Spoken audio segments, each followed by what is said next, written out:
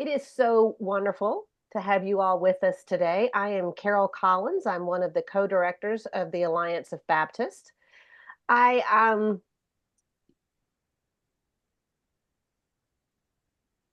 Allison, if more show up, will you let them in? I can't do Yeah, this yeah, at the yeah. same time. Multitasking is not my thing. I really am glad to see you all. I am grateful to JPI for putting this together. Back in 2016, the Alliance approved a statement that said, among other things, that we would move our endowment money to an investment that honored BDS. And sadly, I was not entirely sure what that meant.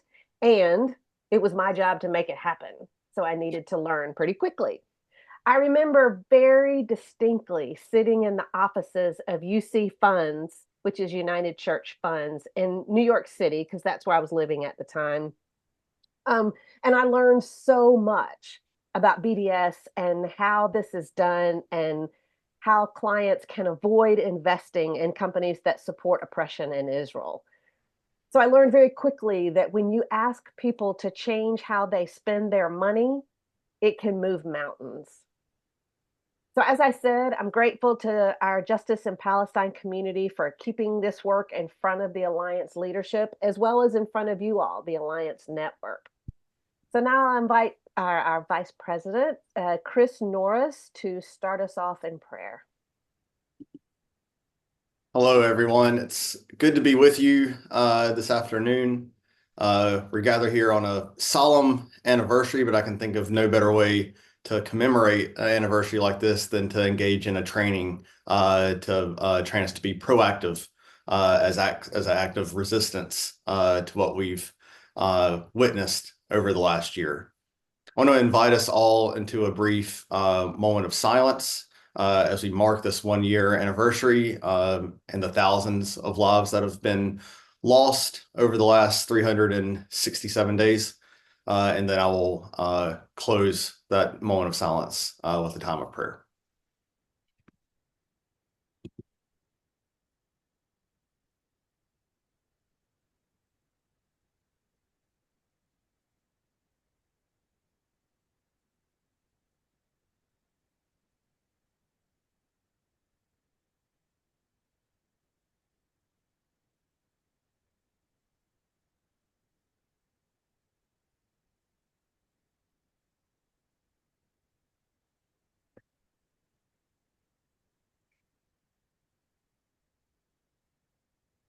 God of peace, we cry, peace, peace, but there is no peace.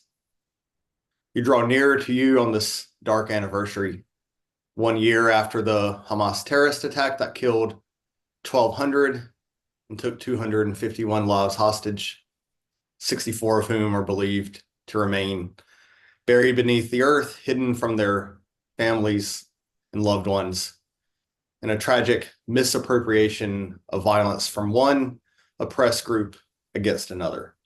But let us remember, the violence is not proportional, and none of the violence is just.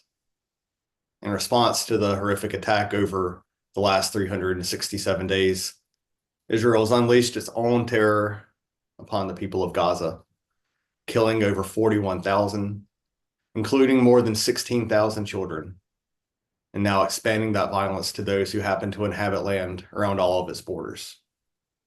This has been an attempt to erase Gaza, the genocide that has devastated the land and lives of innocent Palestinians who have nowhere else to go. God of peace, we cry peace, peace, but as the prophet Jeremiah warns us, there is no peace. The dividing wall of hostility that you intend to tear down thus remains strong. And so we remain complicit, bystanders to genocide and violence that begets violence. For citizens of an American empire supplying and profiting from this violence, we struggle to know how to respond. We remain captive to our logic of empire, and we come to you in confession. God of peace, we cry peace, peace, but there is no peace.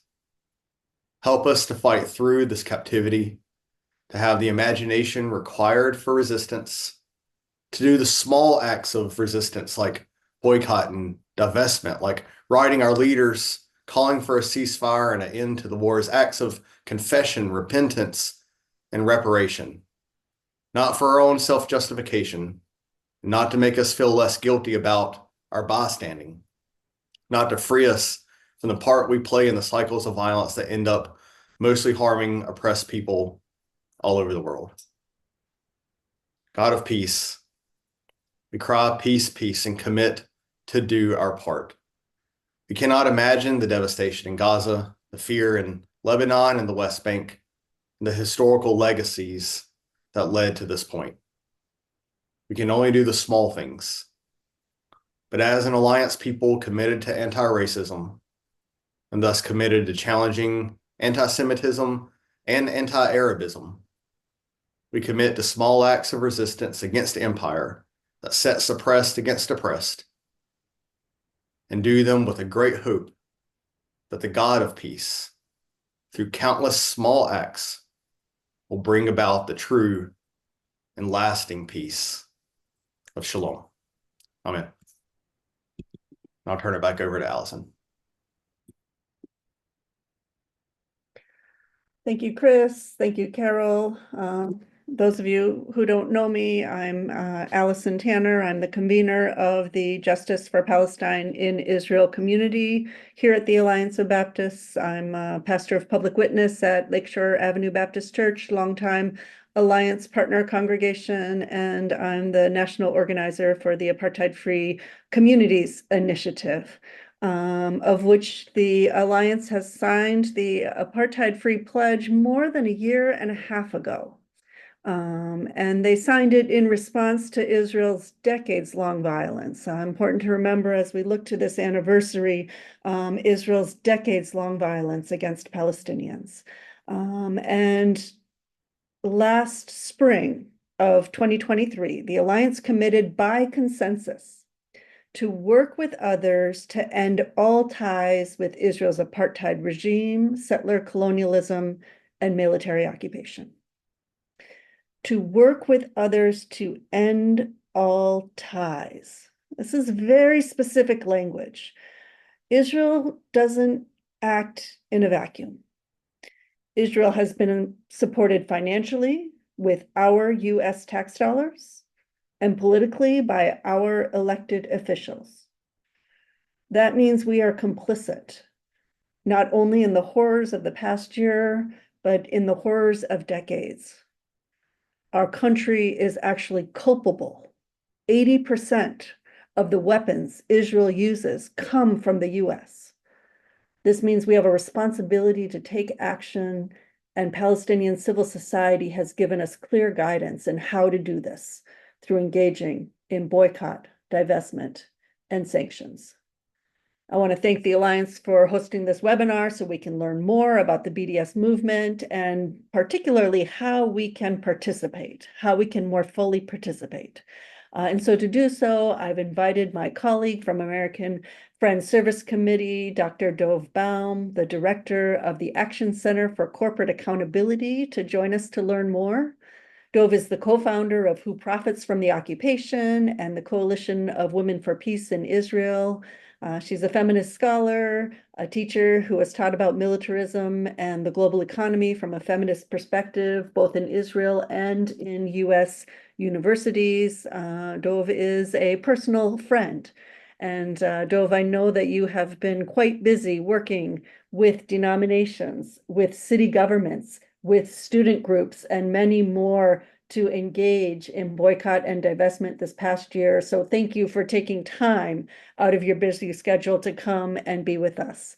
I'm going to turn it over to Dov, who's going to share with us a little bit more about the BDS movement, how it's been successful, what it actually means, and then there'll be some time for Q&A so that we as the Alliance Collective and as members of individual Alliance communities, congregations can think through what it will mean for us in our context to work together to engage in this powerful strategy that again is Palestinian initiated, Palestinian driven, and our way of responding to their needs based on our responsibilities. So Dove, welcome.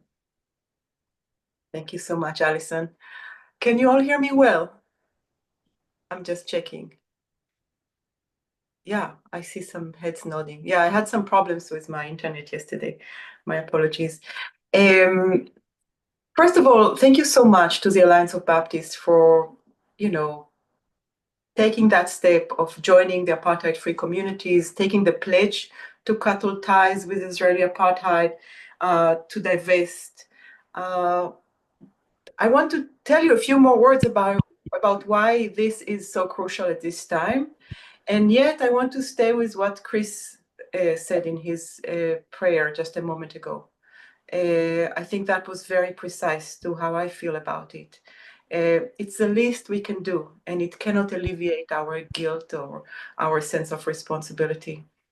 The thing is, people all around the world are now looking for ways to stop the genocide. I mean, people of conscience, which is most people.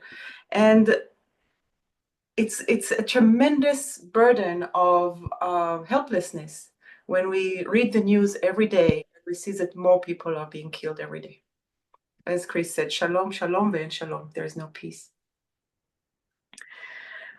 And taking action can alleviate some of that feeling of helplessness, but it takes us only that far. And so it makes sense for us to take action together, to join others in trying to cut ties with Israeli apartheid, to join others and do collective action because we want to build through our action towards the future.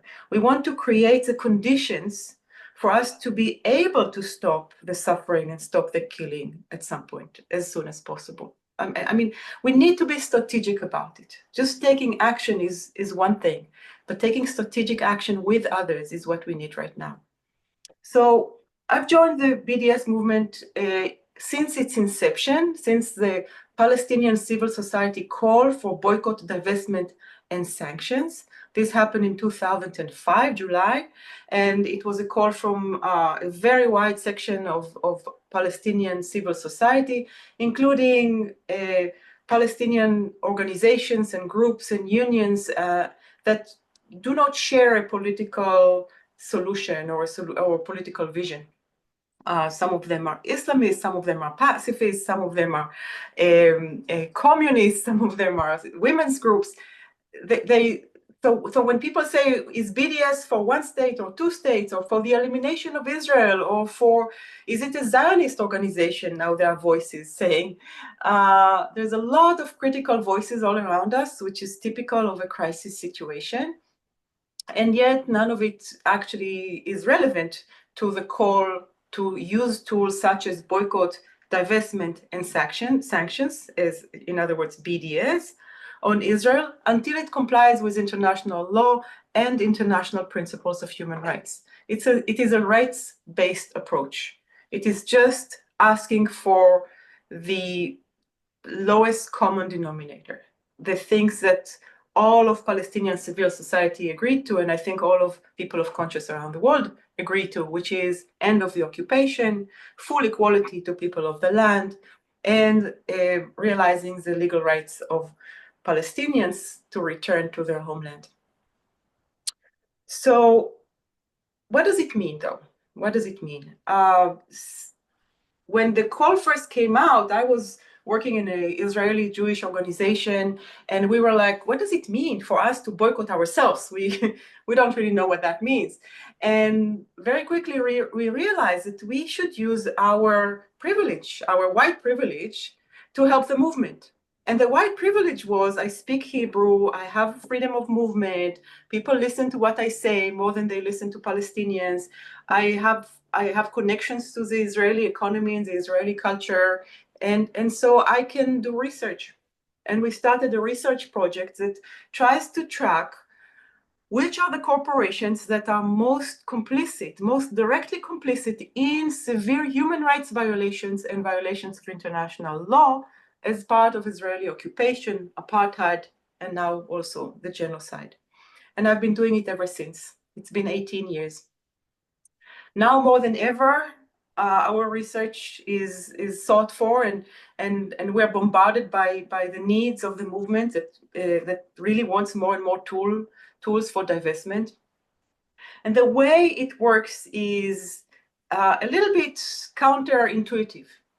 When you decide to divest your organizational funds, your endowment, the university endowments, the union's budget, the city's accounts from Israeli apartheid, genocide, colonization, it usually means not divestment from Israel. It's reported in the news as the Presbyterian Church divested from Israel. But that is not the case. If you read the actual resolution, the actual action, the decision is to divest from specific types of corporate complicity. So if your church or your pension fund is invested in Caterpillar, and by the way, I checked and it does, just saying, Caterpillar is an American corporation. We don't want to destroy Caterpillar. We don't want to harm Caterpillar. This is not a weapon. Divestment is not a weapon. It's a non-violent tool for peace, yes? What do we want? We want Caterpillar to divest from Israel. We want Caterpillar to become a better company. We want Caterpillar to use ethical guidelines in its own corporate activities. And Caterpillar has been approached by faith investors starting in 2003. So it's been many years, over 20 years, that it has been engaged by faith investors invested in Caterpillar, asking it to stop supplying the Israeli military directly. They're not selling it to the general market. That's one thing. They're selling directly to the military through the Foreign Military Sales Program, so weaponry.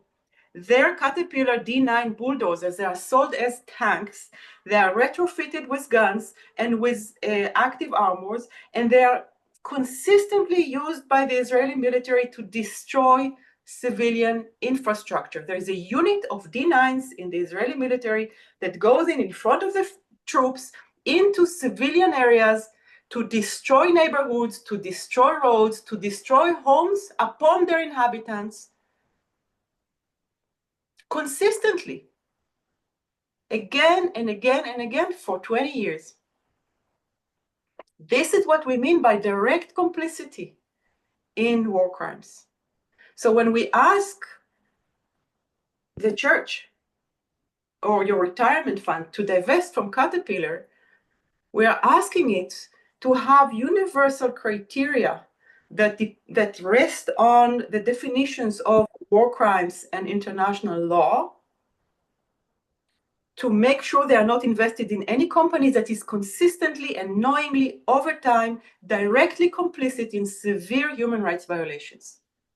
And the goal is not to feel like our hands are clean and we are not connected to it and we can sleep soundly and quietly. That is not the goal. The goal is for us to use whatever leverage we have, in this case as investors or as consumers or as tax-paying citizens, whatever leverage we have, whatever connection we have to that harm, in order to reduce the harm and to get Caterpillar to stop its complicity. And with Caterpillar, we've been notoriously unsuccessful as a movement, but we can show the stories of almost 40 other large multinational corporations that have divested from specific business operations inside the Israeli occupation. So we can show that this works. Our team in the FSC has been publishing tools for divestment. And these tools rest on universal criteria and our own in-house research, as well as the research of Israeli groups, Who Profits, the one I told you about that I started working at 20 years ago. And we try to analyze the different types of corporate complicity and use universal criteria in order to compare them to each other and create a threshold over which we ask investors to divest, under which we ask investors to engage. So right now we have over 500 companies on the Who Profits database. You can check it out on whoprofits.org. And in our own website, which is called investigate.info, I will put it in the chat soon as well. We have about 150 companies that we highlight for their specific involvement, all of them publicly traded companies, and about 40 of them that are highlighted for divestment. Divestment is a collective action. If you just sell your stock in a certain company and buy stock in another company, the company doesn't feel it. It's not as if you have a direct economic effect on the company. And if a large corporation that owns a lot of stock sells all that stock in a convenient time, so they won't lose money, that means the company doesn't lose any money. They sold it in a good price. So why would it work? It works when it is collective and when it is public. When the Presbyterian Church USA passed its first divestment resolution in 2014, this was major national news. And they only decided to divest from Caterpillar, Motorola, and Hewlett-Packard. I see Alison put in the chat that I'm talking about MMBB. She shared with me the website of the Ministers and Missionaries Benefit Board. And I just looked at it online and I could tell that they had one account, which is a social awareness fund, which is supposedly the ethical option for investing in your retirement. And that account is invested in Caterpillar and Motorola, as well as in Palantir, by the way. And you can learn more about each one of these companies on our website, Investigate. Let me show it just very quickly so you will see that we have some good tools for you. I'll share my screen and I'll go to Investigate. So the URL is investigate.info. Investigate.info, as simple as that. It's a very technical looking website, but really you can find here information about each one of these companies. I already mentioned Caterpillar, but let me just show you that you can find more information also about Palantir. It's recommended for divestment. It's deeply involved in immigrant surveillance in the US, in police violence and predictive policing, which is a horrible idea, using AI to target and criminalize communities of color. Definitely a divestment target. And they're also involved in the Israeli genocide right now in Gaza.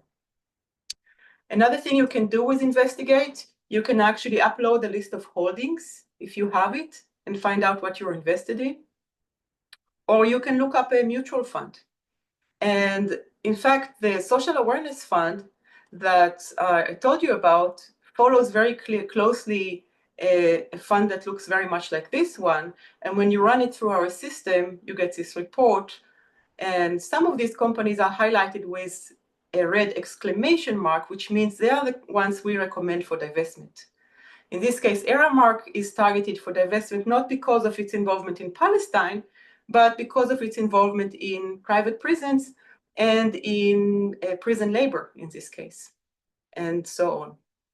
So here is Palantir.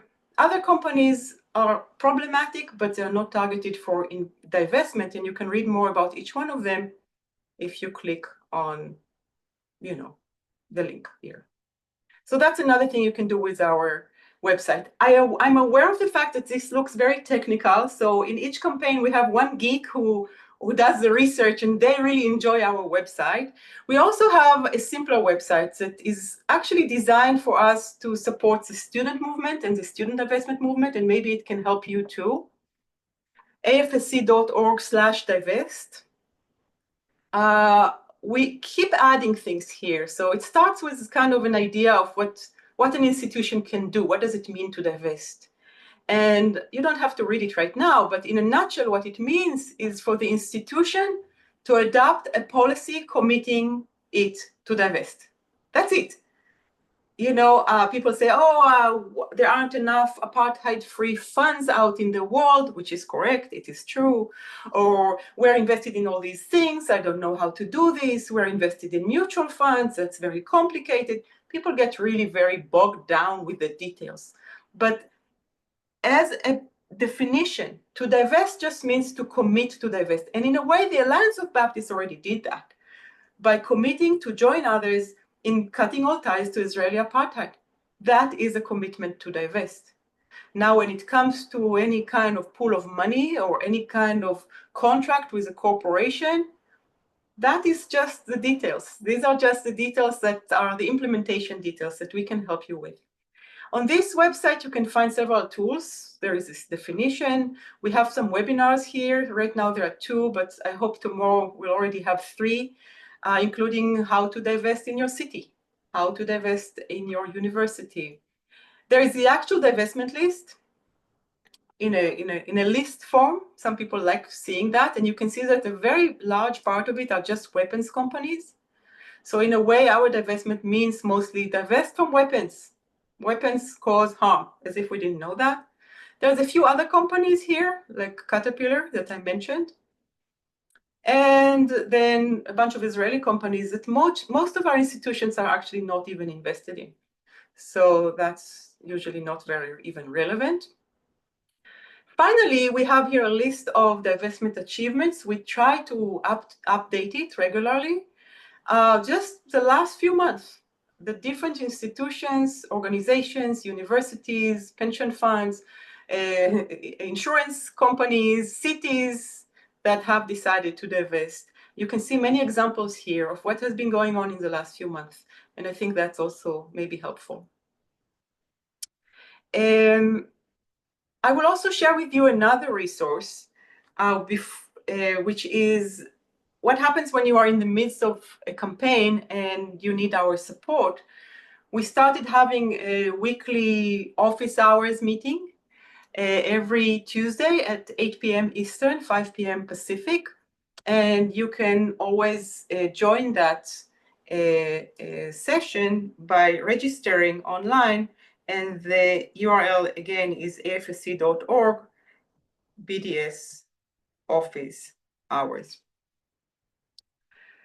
So maybe I will pause here and give space to your questions. And I'm looking forward to any and all questions. There are no dumb questions here. If you have a basic question, you are actually providing a service to the group. I have a lot more to share with you, and I hope it will come out through your questions.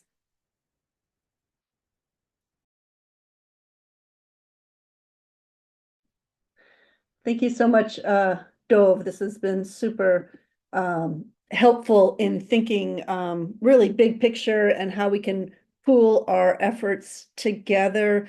If you have a question, put it in the chat. And while you're thinking through your questions, again, how can your church, how can our churches collectively, how can the Alliance be involved in divestment?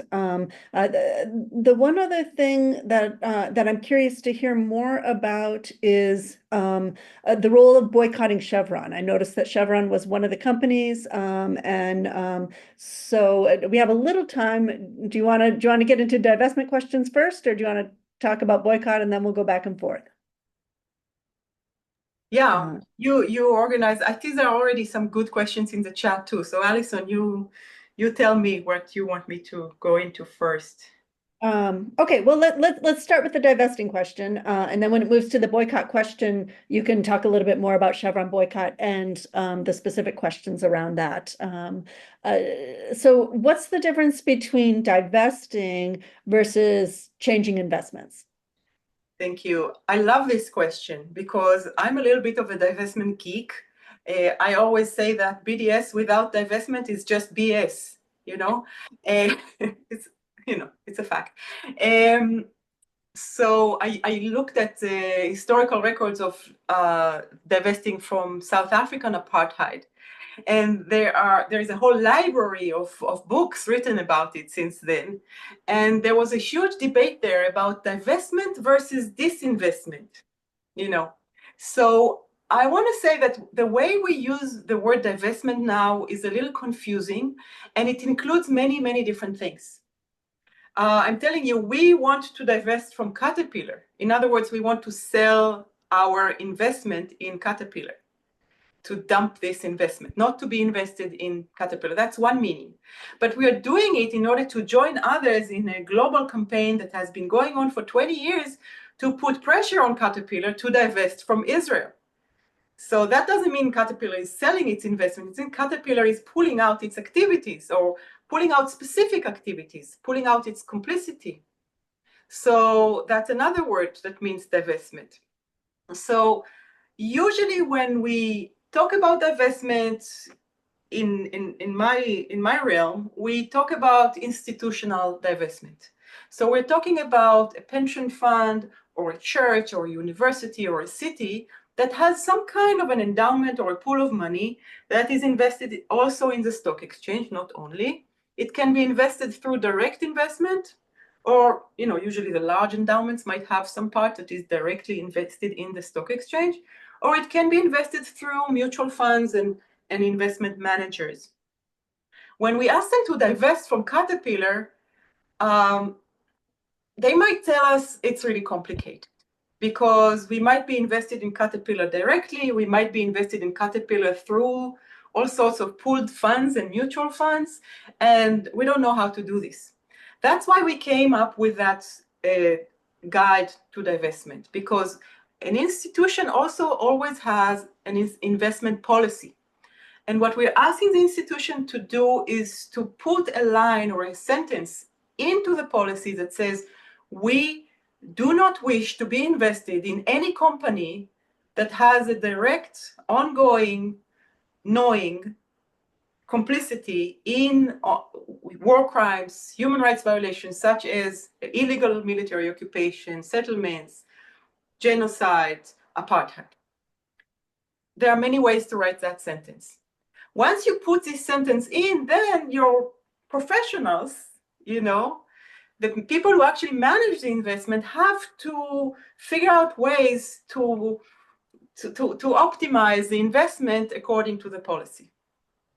And we live in an imperfect world. Maybe they can get it done only in 5 years. I don't care.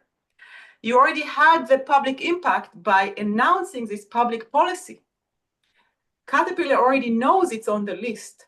Caterpillar already knows that you or your organization will put pressure or will ask its managers to look for ways to avoid Caterpillar. Just like with fossil fuel divestment.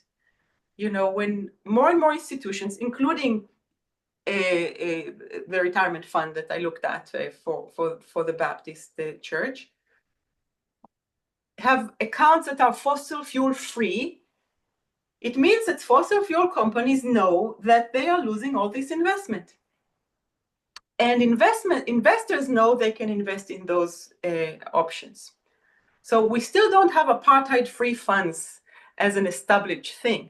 But when we have more and more institutions asking for it, calling for it, trying to arrange for it, saying we want to put our money in such funds, then the market will respond and create more such alternative investments vehicles.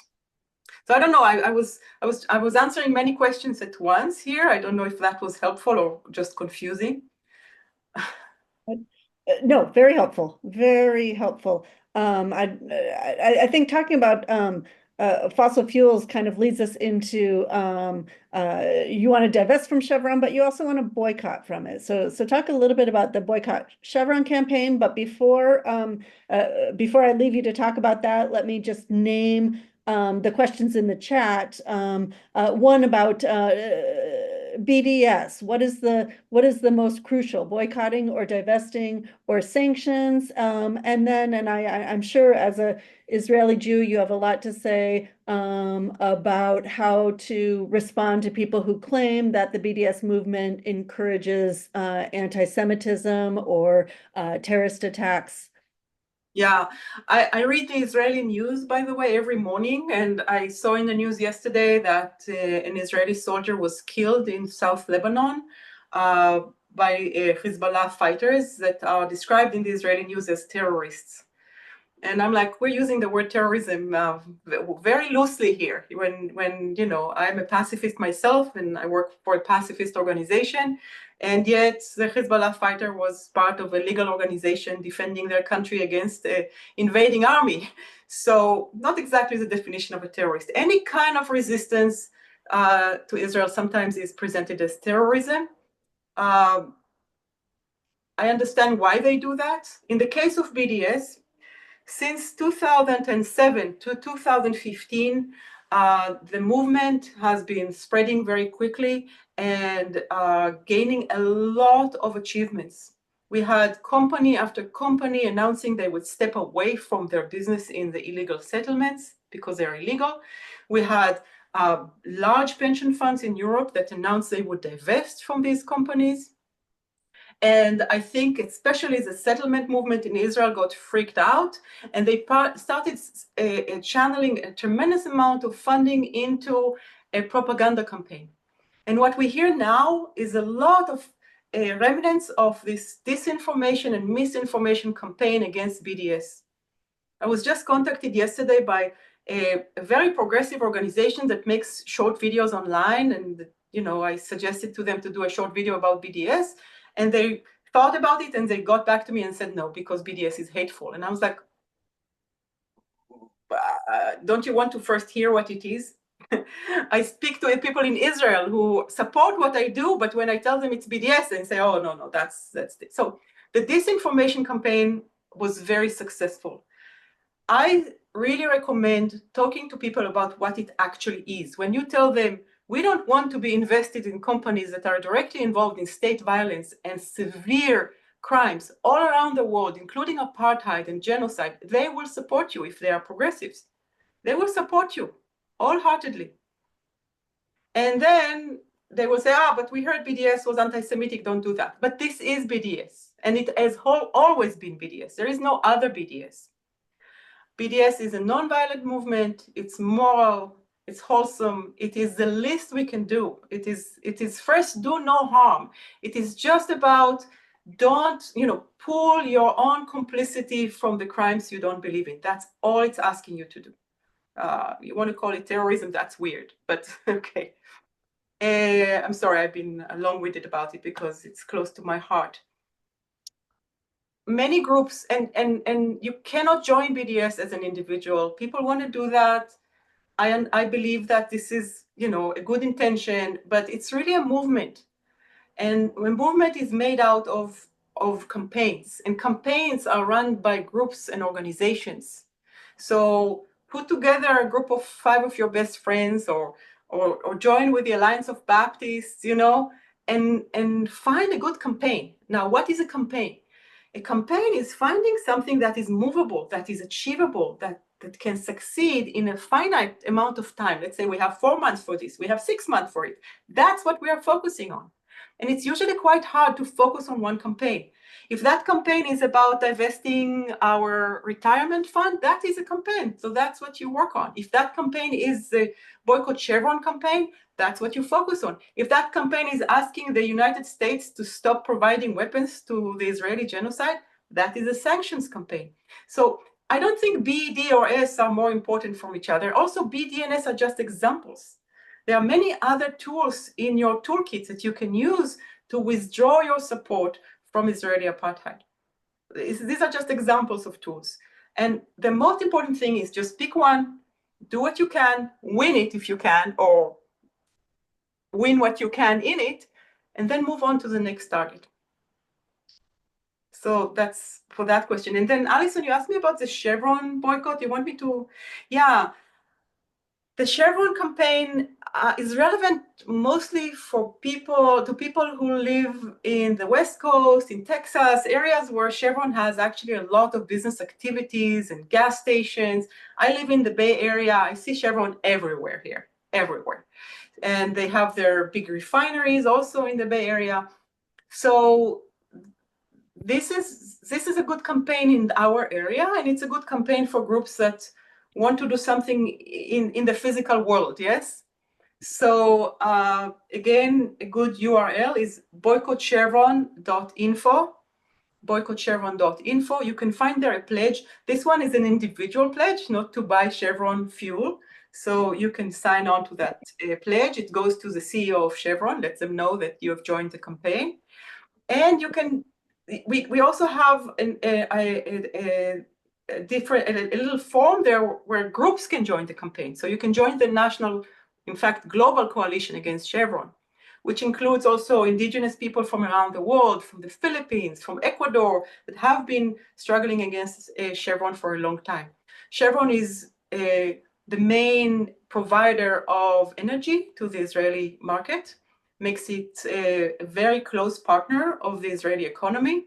And you can read more about its complicity in what we call energy apartheid in Israel-Palestine on that website. And again, we are asking Chevron to sell off its investment in Israel. That's all we're asking them to do. In general, it's a divestment campaign, but not really, because we don't want anyone to be invested in any fossil fuel company, especially not Chevron. So that's easy. But we're also asking folks to boycott Chevron. And just like any boycott campaign, it's not an individual boycott. You don't buy Chevron oil, great. Work with others to educate others, to talk to gas station owners, to get organizations in your community to announce they will boycott Chevron. There's so much we can do to use the tool of this campaign to educate others and to change things. So say a little bit more. So Chevron campaign is a campaign. What are other boycott campaigns? Someone mentioned hearing that some college campuses have signs about Sabra hummus. You can find different lists of things to boycott, like the No Thank You app. But what do you recommend when it comes to engaging in boycott via as a campaign? Yeah, so in general, in the past, we used to have the Hewlett-Packard campaign, which ended. The Hewlett-Packard boycott has ended. I know the Alliance of Baptists joined it because Alison told me, but it has ended, and it ended in a victory. So this is a good example. Hewlett-Packard has actually restructured, and the companies that came out of it actually left all of the contracts that we were highlighting for boycott. So this was a good consumer boycott campaign, which we don't have anymore. We don't have very good consumer boycott campaigns, and that is a good sign. This is a really good sign. One consumer boycott campaign that you can exercise if you want is to just try to refrain from buying Israeli goods altogether. I live on the West Coast. There aren't that many Israeli goods that come here. But if you choose to do so, please also do that publicly, because campaigns work when they are public. They have an impact when they are public. We chose Chevron as the big main boycott target for the BDS movement because we feel it is a target that is available to consumers in some part of the country, of the world as well, but also because we find it to be highly educational, to teach people about the institutional harm of the Israeli regime as an apartheid regime and the main partners of that regime as a regime, and how prevalent they are all around us. So as for Sabra hummus, I think that is an old campaign. It was useful with some campus communities because it's a very recognizable product on shelves. It usually doesn't bring people very far forward. I don't recommend it for a large organization because Sabra is an American company. It's only 50% owned by an Israeli company. That Israeli company is an Israeli company, but it's not one of our first line divestment targets because it has no direct complicity in settlements or occupation, apart from being part of the Israeli economic market, as far as I know right now. So I think there are better stories to tell about corporate complicity. Yet, it is a good target if you are working on a campus and you want to, sometimes these targets just help us build movement. They help us educate students. They help us, people see this this logo, they see this product, and that sparks some conversation. I want to steer away from the idea of boycott lists. I've been doing this work for a very long time, and again, people contact me and say, give me the boycott list. What should I refrain from buying in the grocery store? And I'm like, no, it's not as simple as that. And there are also these apps with boycott lists. If you want, use them. They're not doing anything, as far as I'm concerned. Organize with others. This is old-fashioned organizing. We are building a movement. We are building an anti-apartheid movement. Organize with others. Look around you to find where your own community, your own group is complicit. Maybe you are shopping in a grocery store that sells all sorts of products and you want to target the grocery store. That might be an interesting story. What are you asking the grocery store to refrain from shelving? Maybe you are in an area where there is a Chevron activity. On the Chevron website, by the way, we also have a map. You can just go into the map and see what's in your area that is connected to Chevron. So that's a good tool for you. Maybe divestment. Divestment is actually easy because money is all around us. Well, okay, so then let's go down that road, because collectively, several of the Alliance congregations have retirement for their staff in MMBB, and Leslie asked the questions, can we as Alliance congregations actually have an impact on MMBB to encourage divestment? Yeah, I think this might be a good campaign to consider. I sometimes work with groups on something called a discernment workshop, when I try and lead them in discerning a good campaign for the group. So one question is, do we have some good targets, institutional targets around us? MMBB will be such a good institutional target. But there are other questions that are asked in such a discernment workshop. Like, what does our group really want to do? What are the kind of skills and that are available to us in the group? Maybe the group just wants to go outside and wear funny clothes and leaflet, then, a MMBB divestment campaign will not be the right one, I don't think. Maybe you all want to do an online campaign. Maybe you all want to get arrested outside a weapons company, a manufacturing site. Great, then this is not the right campaign for you. Usually, faith divestment campaigns are kind of old-fashioned lobbying. It means talking to the people who actually are responsible for running the fund, because they have good intentions, because they are people of your own church, because these are people that we can trust their expertise, and trying to educate them. Because when I looked at the website of MMBB, I saw that they actually have a very good policy in place that says, we don't want to be invested in this and in that and in that. And one of the things that they don't want to be invested in this one account, which is called the Social Awareness Fund, are companies that break the UN Global Compact, which includes respect for human rights. So the fact that they are still invested, as far as I understand, it's like from a quick glance in Palantir, in Motorola, and Caterpillar, means that they don't know that these companies are breaking the UN Global Compact. The reason they don't know it is not on them. The reason they don't know it is because Palestine has been the exception to free speech in the United States. It's because Wall Street companies that provide information about human rights violations all around the world refrain from doing it on Palestine. And that is a fact. And they do that because they were attacked for doing it.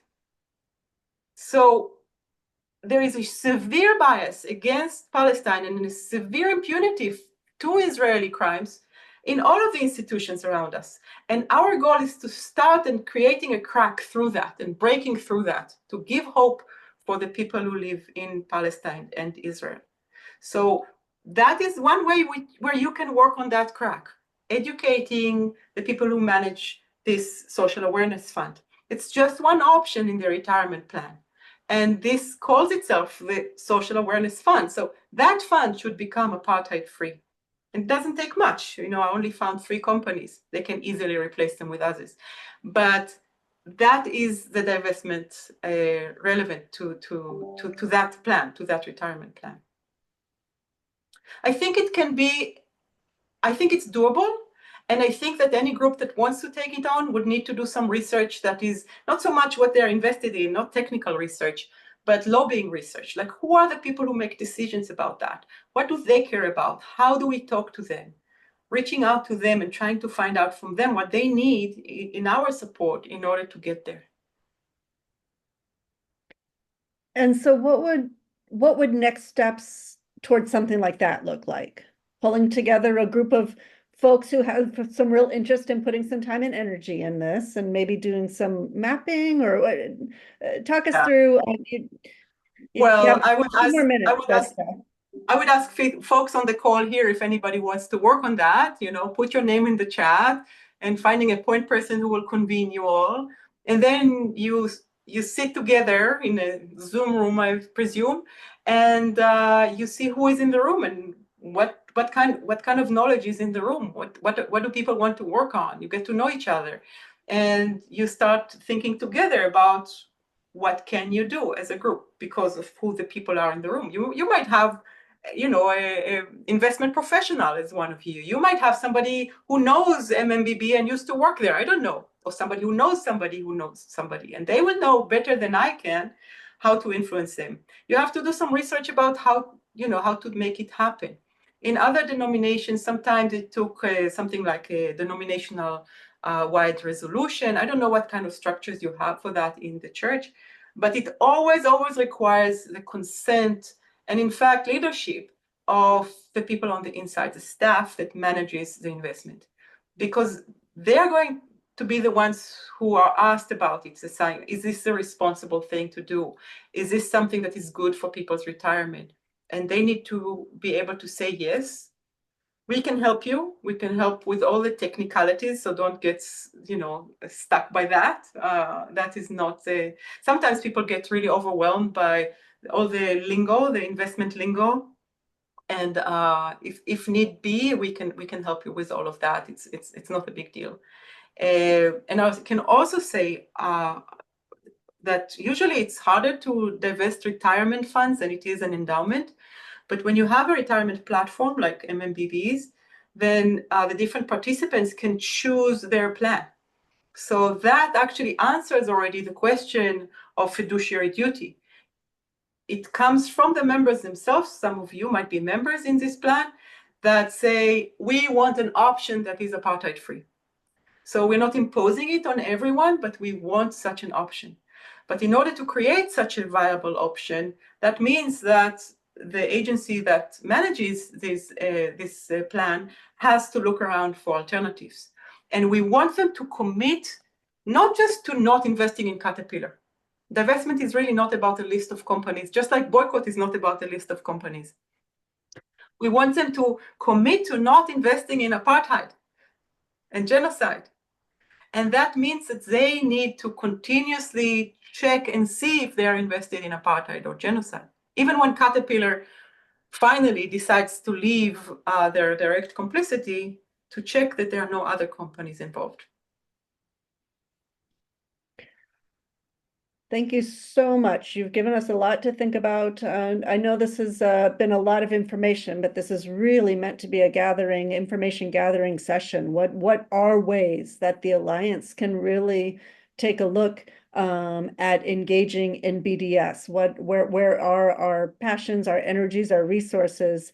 How might we partner with other Baptists in a variety of different ways? So thank you, Dov, so much for this rich time of giving us ways to think about what our next steps might be and how we might discern that.